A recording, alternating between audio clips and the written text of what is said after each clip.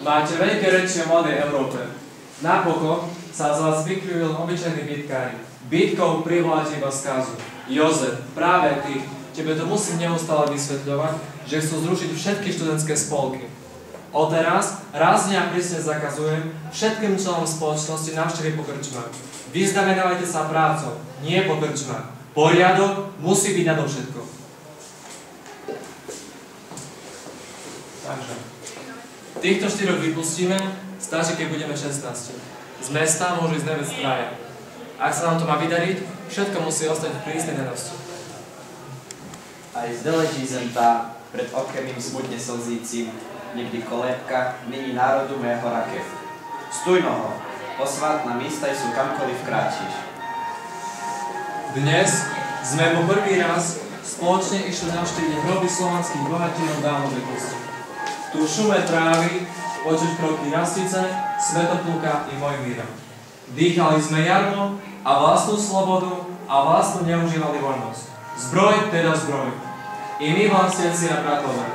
Slávne, slávne, slávnu, slávou slávny, radšej smrť slávu, zvolme si úvod. Dajme sa rozťať do poslednej kvapky, než v otrockej verme narýchať.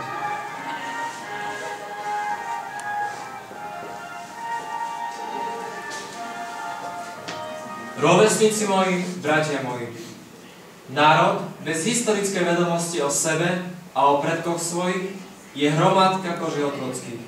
Sme členmi nesmierne veľkej spoločnosti slovenského národa.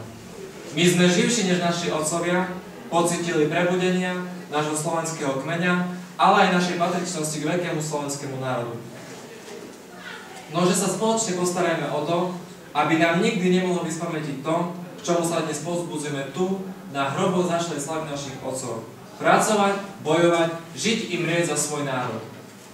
Na pamiatku, ako záväzok navrhujem, aby si každý z nás vyvolil, okrem svojho krstného mena, meno slovanské, ktorým sa bude v našej spoločnosti na veky pripomínať. Nuž ja prijímam meno Velislav.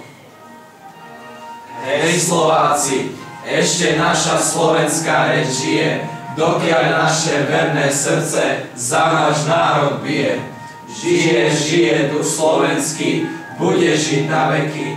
Hrom a peklo márne vaše, proti nám sú steky. Ja Tibor. Dobroslav. A ja Jaromír.